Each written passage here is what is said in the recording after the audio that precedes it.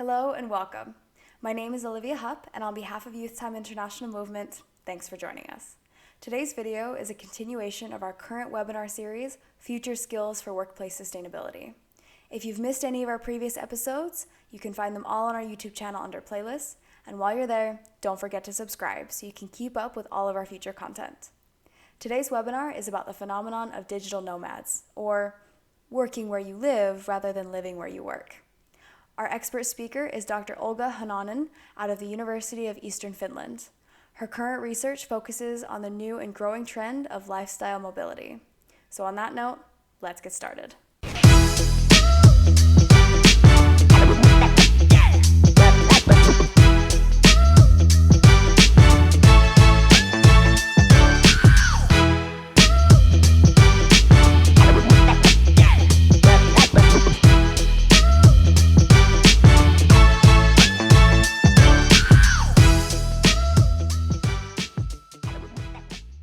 Olga, can you hear us? Yes, I do. Perfect. Is it time for me to start? Yes, I will share your presentation now and we can get started. Let me see. I think you should be able to hear me now. Can you hear me and see the presentation? Yes, we do hear you and we do see the slides. And thank you everyone for joining. And I see a lot of familiar faces, names. And for those who do not know me yet, I'm Olga Hannanen. I'm a postdoctoral researcher at business school at the University of Eastern Finland. And today I will be talking about my recent research interest, or one of my research interests, which is digital nomadism.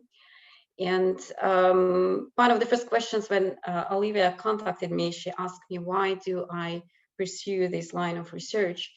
And the real reason is probably because in my doctoral studies and in postdoc, I've been studying recreational property purchases, people who purchase recreational properties abroad. So in my postdoc, I had an opportunity to do small projects on the island of Gran Canaria in Spain and in Cyprus. So these are two very scenic locations and very developed tourism destinations.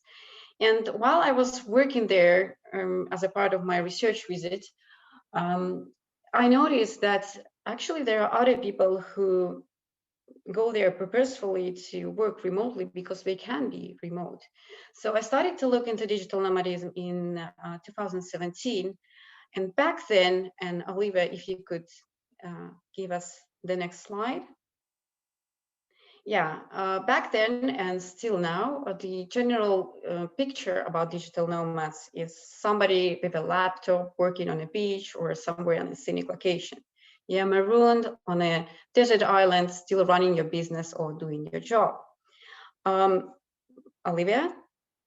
So if we look, and I did that just 2 days ago, Google, these are actually Google image search. The pictures are taken from Google image search. And Google search give you over 34 million hits about digital nomads if you Google digital nomads. So we are talking about something big in here. Facebook groups, back then in 2017, you could see a lot of Facebook groups that devoted to digital nomads around the world, or they could be a country-specific or location-specific Facebook group. And they do have thousands of members, tens of thousands of members. And yeah, that's the general image that people have about digital nomads when they hear what digital nomadism is.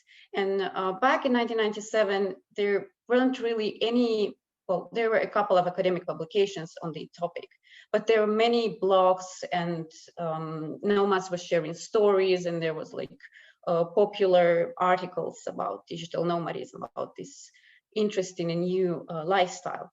So what digital nomadism is, what is digital nomad, and where does it come from? So next slide.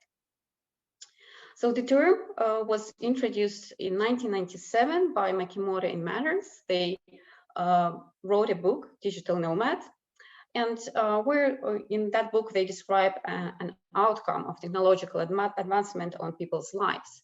So they predicted how portable and mobile technology would augment people's lives and leisure and produce a new lifestyle that would be time and location independent. Next. So what is digital nomads? So it's a collective category that describes a class of highly mobile professionals whose work is location independent. So they work while traveling on a semi-permanent basis and vice versa, forming a new mobile lifestyle. And this mobile lifestyle is called digital nomadism. So when we look at the definition, we see two main points in there. It's work and travel. So next slide. These are basically two main approaches to digital nomadism that can be traced from initial studies on the phenomenon. So as a work phenomenon, digital nomads are perceived as remote professionals, location-independent professionals. You can see here from citations that those who no longer rely on a work in a conventional office, they decide freely where and when to work, and so on and so forth. And as lifestyle phenomena, a lot of connotations are made towards travel, extensive travel possibilities, frequent travel.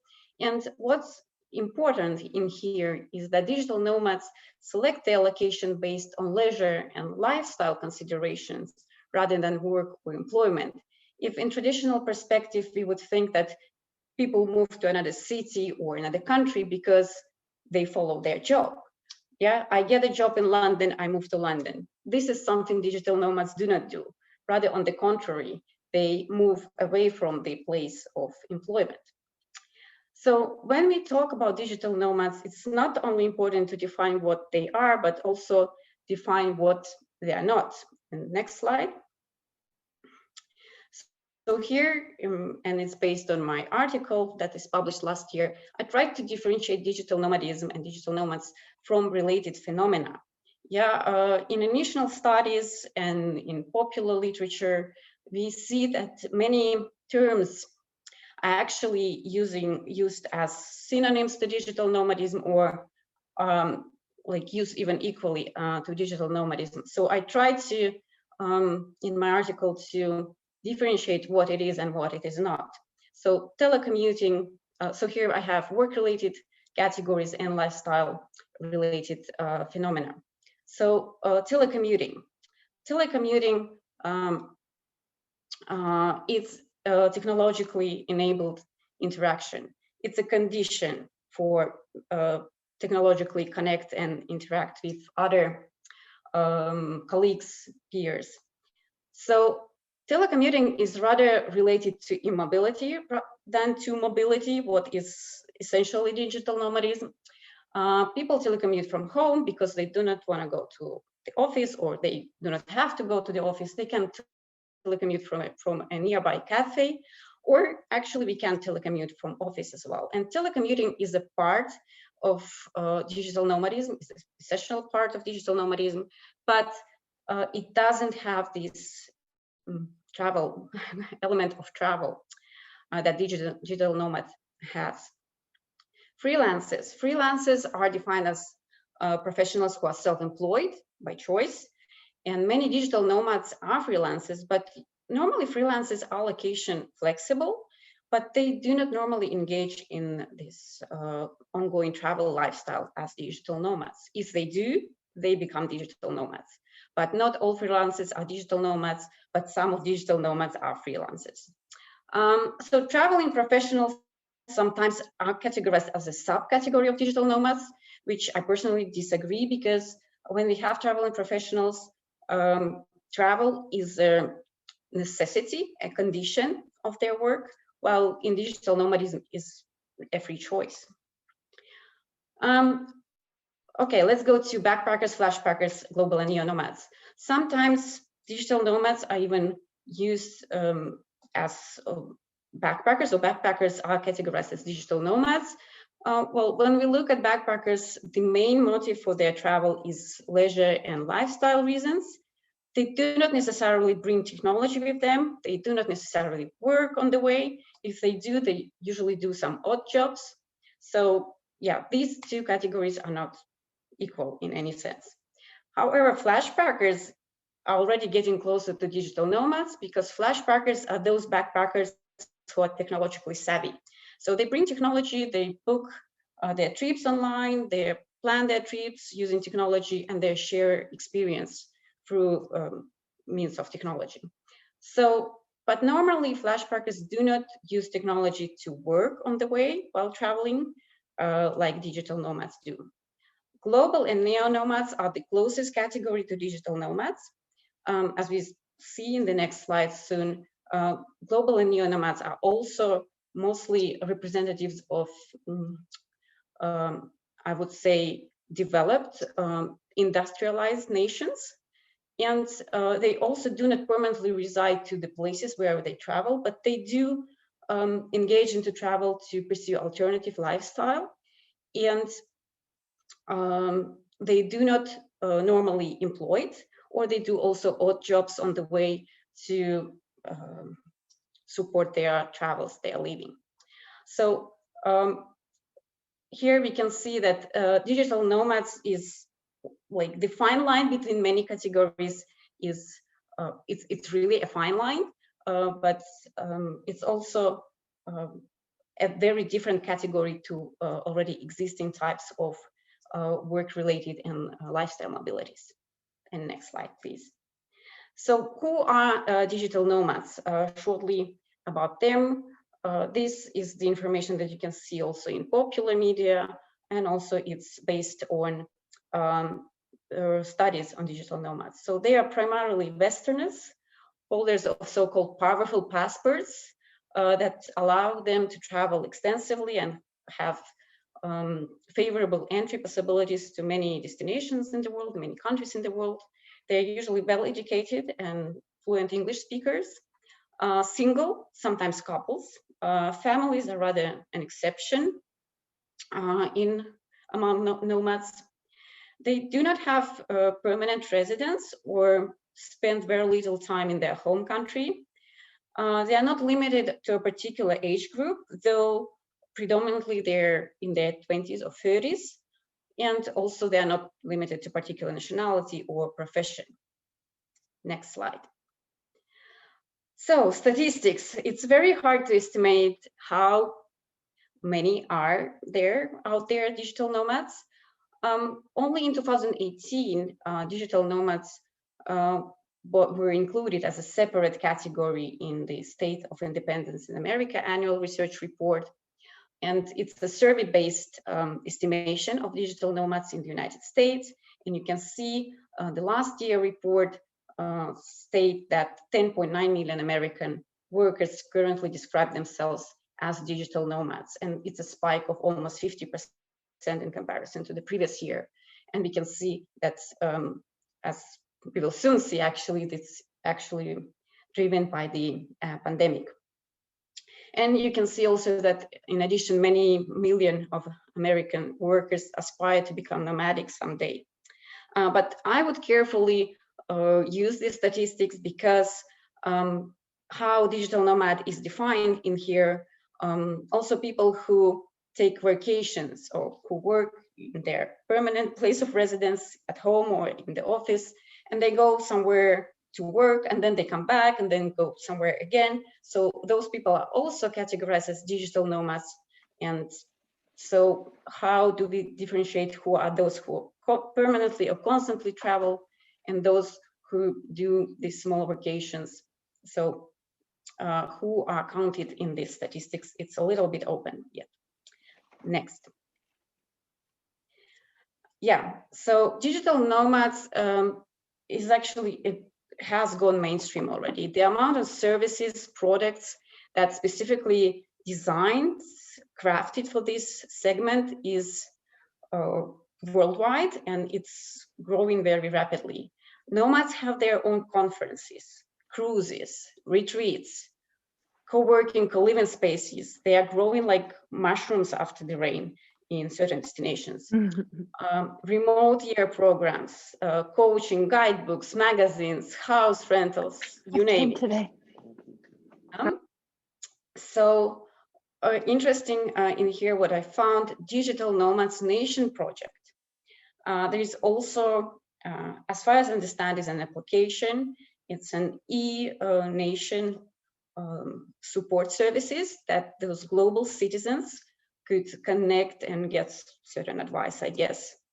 And this is something what Makimoto and Manners actually predicted in 1997, that digital nomads would detach from their nation states and form new types of bondings based on their lifestyle, on their certain interests.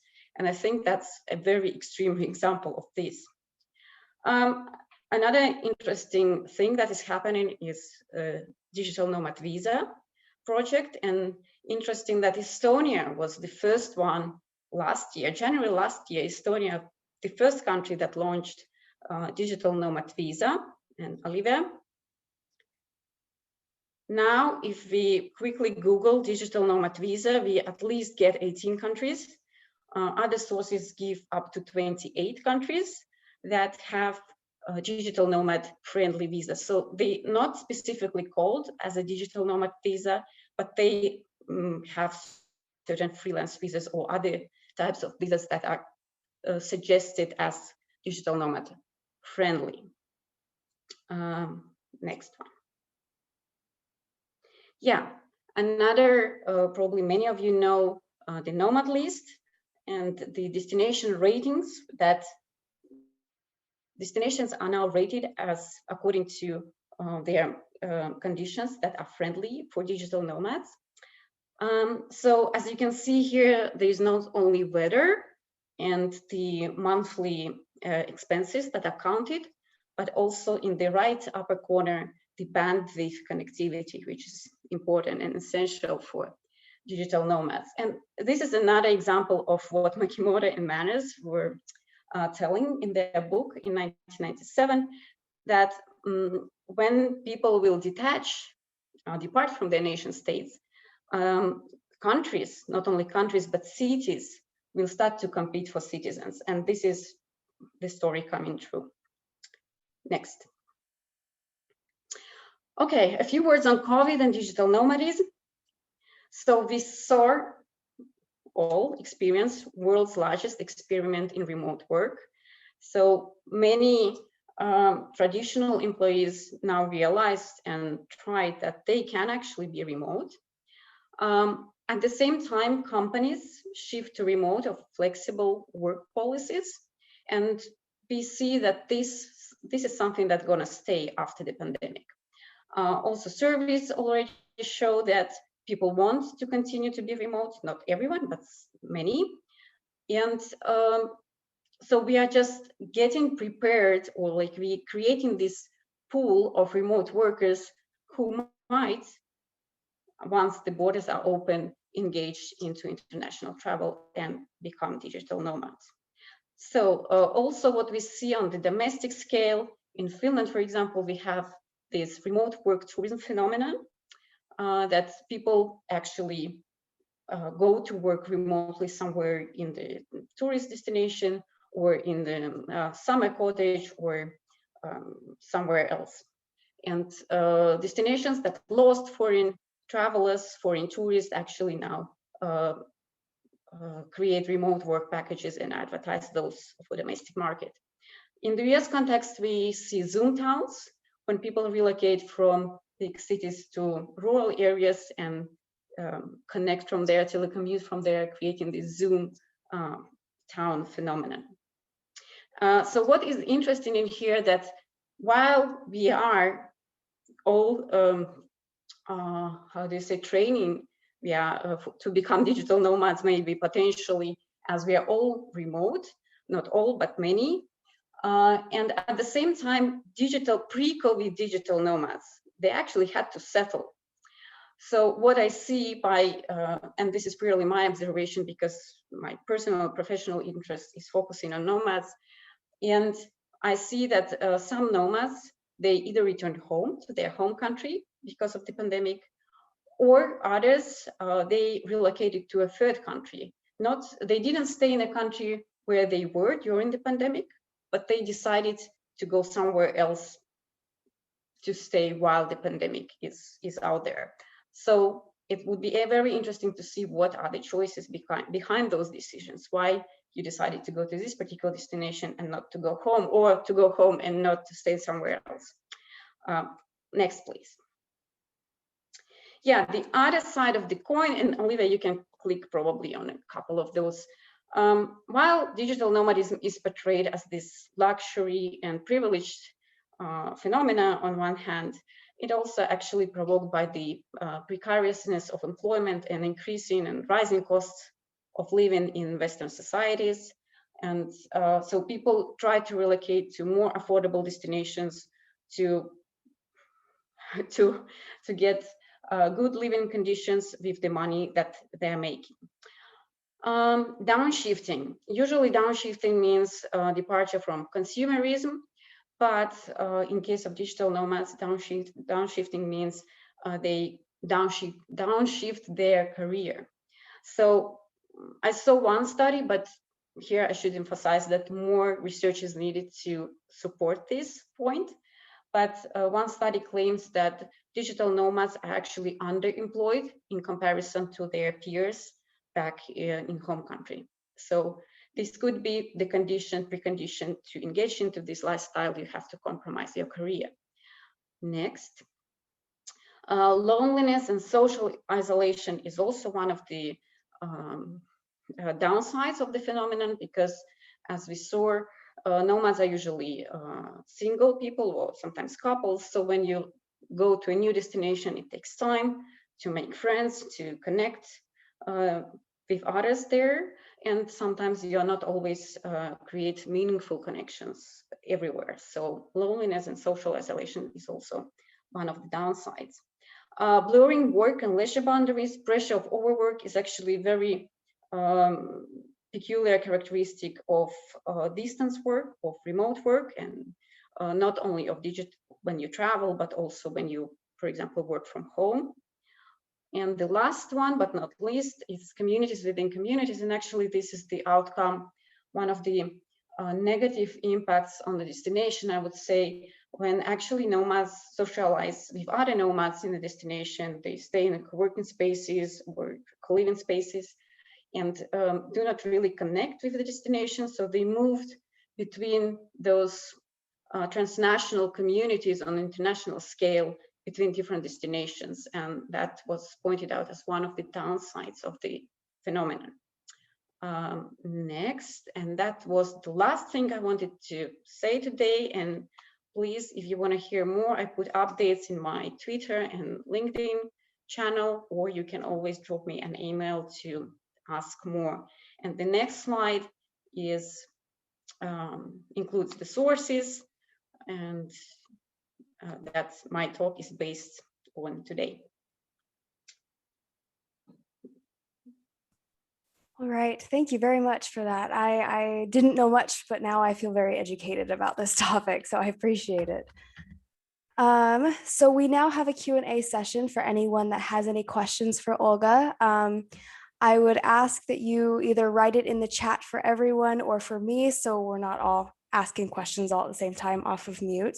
But some questions I had right off the bat are there any incentives for companies to employ digital nomads? Because the one thing that I think of is taxes and the issues with taxes and paying taxes if you're constantly moving around, or if your company is based in one place and you're in another, and these kinds of issues. Yeah, I mean, digital nomads are not that different from normal employees, but what is beneficial for companies, I would think that it's this pool of professionals, pool of labor force that is available not only in your town, in your country, but it's like worldwide. So you can basically choose anyone from anywhere, choose the best to work for you, irrespectively of location. And I think this is a big benefit. In terms of taxations and employment, I think it's very specific where the company is registered and placed in a particular destination, because sometimes a US company can have a CEO living in Spain, for example, and I have this example, and he has employees scattered around the world. So it's not a problem at all for the companies to operate that way these days. I So see. I wouldn't say it as a problem, but rather a benefit, that you are not restricted to employ somebody that is located in this particular city or in a particular country even. Okay. So in your opinion, do you see digital nomadism, becoming a bigger and bigger trend or more common throughout the world? Or is this something that has grown during COVID only? Or how is this going to work in the future of the workplace? Well, digital nomadism has been growing quite rapidly before COVID, and now it's been very limited or restricted because of the traveling conditions and the pandemic conditions that we are having now. But as I said, that we are all not, well, I shouldn't say, shouldn't generalize in here, but many academics and many traditional employees are now all, many became remote workers. And it's only the matter of opening the borders that we can actually, we can work in other time zone, we just can go somewhere or stay within the same time zone, but going abroad. So we are training for this potentially. I'm not saying that everybody would just depart as soon as the border is open, but this creates a very fruitful precondition to try and test this lifestyle. The other issue is that it's still unclear, because this is still a very new phenomenon, whether it's a life stage or is it something that people will do on a permanent basis, or do digital nomads settle? So these are the questions that we still need to study. Absolutely, absolutely. It sounds like this field of research is growing exponentially as the world digitizes more and more. So in your opinion, what research questions should we be asking going forward about digital nomads? And are there any knowledge gaps in your view? Yeah, well, thank you, Scott, for that question. I partially already said that we should understand, well, there is a myriad of questions, because we do not really know how this lifestyle would potentially impact our family plans, residence, taxation, how would it impact retirement plans? Yeah, this, like, because it's overturning and changing our used patterns of living and working. We are very sedentaristic. Our societies work based on that we are fixed in certain place. Yeah, right? Our taxes, our social benefits depend on where do we reside. So yeah, how this would impact citizenship and family taxation. Also, is it a life stage, or do nomads settle? What is the life course of digital nomad or digital nomadism?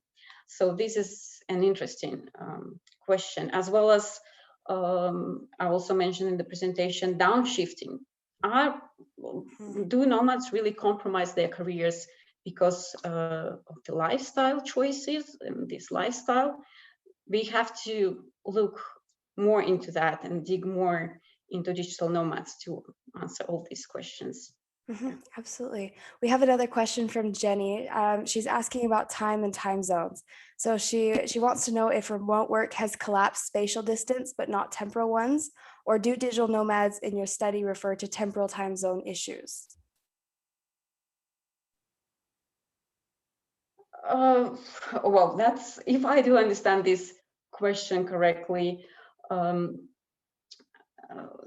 well, digital nomad in terms of traveling and meeting job requirements, if it's 9 to 5 presence, it's a struggle, and many adjust to that, or it also depends on job requirements. I personally know a CEO of a US company in Spain who said that I do not, it doesn't matter for me where my employees are. I need a 3-hour overlap every day, that everybody is available on this 3-hour overlap, and the rest you can work whenever you want, or where you want. So it has been changing, and companies themselves now starting to be more flexible in terms of when they want employees to be available. And if I want to go somewhere and relocate somewhere, and then it's my business to be available for this meeting at this particular time in this particular time zone. So, but it's still very, I would say, it is very much influenced by the time zone. If I understood and answered this question correctly, Jenny. Well, building on that, do you see digital nomadism as, or the work of digital nomadism specifically, being more geared towards tasks based and completing your daily tasks, your weekly tasks, rather than 8 hours a day you have to be working, or the more traditional types of work that we're used to, I think? I absolutely do, because I'm a researcher myself, and I know the hours that when I'm more productive, and these are not necessarily the hours from 9 to 5 or 8 to 4, as we have it in Finland. So yeah, it is definitely the result-oriented job and result-oriented work style, I would say. Okay, very fascinating. I wouldn't mind working and living in Spain or paradise or wherever else in the world. So would you say COVID has negatively or positively impacted digital nomadism? I know you mentioned it before, but has it pushed for digital nomadism now that the world kind of had to go remote, or was it really detrimental to this trend, do you believe? Well, to become true nomad, we still have to wait, because, as I mentioned, travel is an essential component, which doesn't restrict traveling domestically, and I see. engage into, depending on the size of the country, of course, going to different locations and live 1 weekend here or the other months over there and work remotely.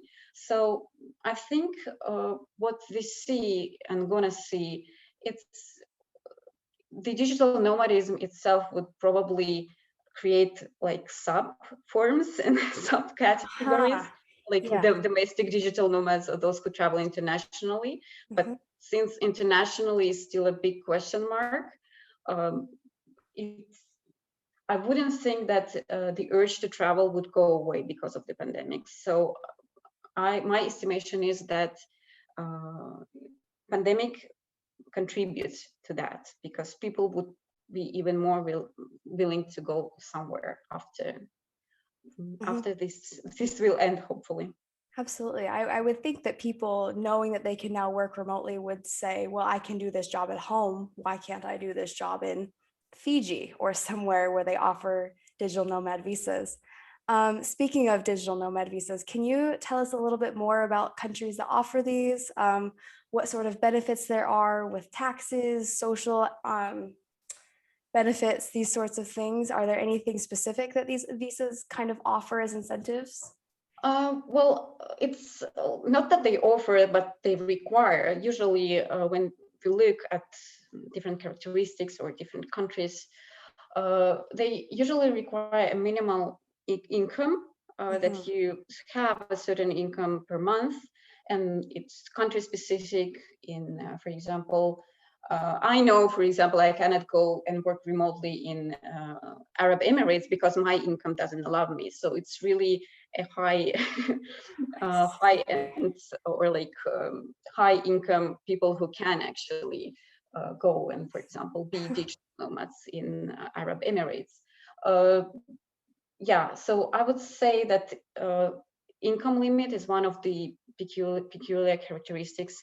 Also, what I'm a bit concerned, what they call nomad-friendly visas, is basically sometimes certain countries have this freelance visa, but you have to show the employment relationship with the organization in that particular country, and this might not be, or probably not always, the case of digital nomads. So I would say that not all these visas are actually nomad friendly, what they call nomad friendly. but because they have these filtering conditions depending on the country. But normally they provide a 1 year stay. That's, I think, the longest that now you can stay with nomad visa in any destination. But those countries include Bermuda and Mauritius and Barbados. So you see that the list is pretty has exotic destinations, but also Estonia and Croatia. So rather centric European locations. So you kind of have your pick of where in the world you could possibly want to go from. And I can also add about the Croatian visa, as I read about it recently, that the reason that they introduced this digital nomad visa, because Croatia is also dependent very much on tourism flow, and that happens during summer months naturally. So they want to secure the year-round foreign travel segment, and this is digital nomads fit very nicely in there because they can travel. Their traveling patterns usually do not coincide with mass tourism. So, and that's, I think, a very good idea to actually attract the foreign traveler segment to stay longer in the destination and consume local services and products. So it sounds like there's good incentives for digital nomads to be in the country, as in like they're contributing to their economy or local economy and then nationwide economy. But do you think corporations potentially could lose governmental support, like grant opportunities or legislation, general support, this sort of stuff, if they're encouraging their employees to be digital nomads outside of those countries that maybe the corporations are home based? Because you're sending money economically outside. So now it's kind of a difficult situation. I think it's dependent on the national legislation and national taxation systems, how what are the conditions for employers in these particular countries. It's hard for me to estimate whether this would happen, because I think it's not that. I mean, organizations can create conditions or create flexible conditions, so you can be a remote worker or you can come to the office. It can be not. It might be just a hot desk that is organized if you want to come to an office. But to encourage somebody, or you should necessarily be abroad in order to work for us, I think that would be. Could that be a precondition for employment? I don't think so. That I see. I completely understand. It's. I hope the world moves towards this. I wouldn't mind using an internet connection and hopping around the world every once in a while. We have one last question from Mari or Mary. Sorry if I butchered that. Mari. Perfect. Okay. So does the visa include anything else but the right to stay in the country? So do these global nomads cover their healthcare, like some freelancers would have to also, or how does this kind of work? Yeah, as some initial studies indicate that rarely nomads are fully enjoy full benefits, like they employed and have healthcare and all social benefits. So most of the nomads, they do take care of their insurances, and yeah, and you can see also on their forums and in different guidebooks the best online banking, the best insurance that covers range of issues. So it's all out there. The information is out there. There's a pool of those established maybe supranational insurance, banking, healthcare sentiments that exists. So yeah. I see. Okay. So there are some benefits, and then some of it is more self-reliant than a normal employee would have to be. Yeah, it has both sides. Yeah, it's. And some people would probably prefer it that way. It's a more level of independence, I think, than vice versa. Okay, we have one last question. So they would like to know if there are any stigmatization existing in everyday life towards digital nomads from potentially people of receiving communities at these destinations. Are there any negative side effects or negative connotations with digital nomads in, say, Barbados or Estonia? Uh, well, definitely the rapid growth of digital nomads, like the issue, these often create bubbles and create this what we call over tourism effect in many destinations. We have hotspots, world hotspots like Chiang Mai in Thailand or Bali, Ubud in Bali, Indonesia. So we do notice and nomads start to write themselves that, oh my God, I came to Bali and I wish I never visited it because 10 years ago it was so much better. So there are also already appearing those by nomads themselves that the phenomena is actually is similar to what we see when we have over tourism in certain destinations like Barcelona or Venice, for example. So it tend to have a similar impact, but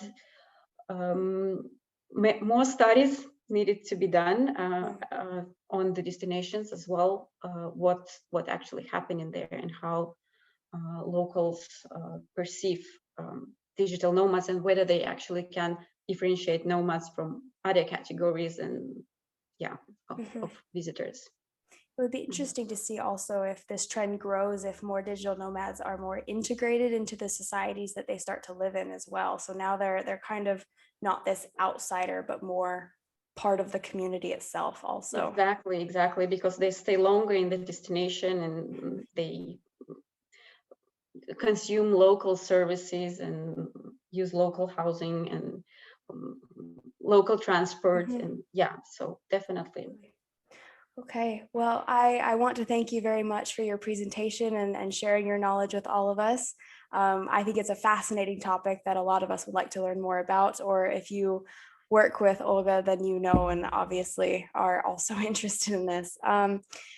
So one more time, feel free to connect to Twitter, LinkedIn, drop me an email, and and if you do something with nomads, I also would like to hear from you. So let me know. Okay. Thank you everyone so much for joining us. Thank you for your time, Olga. I appreciate it. And this will be up on YouTube within the next week or so. So if anyone wants to rewatch or catch up any of that sort of thing, it will be on the Youth Time International Movement YouTube channel. So thank you very much. Thank you, everyone. Thank you. All right. Have a nice day. Bye. Bye-bye. Bye.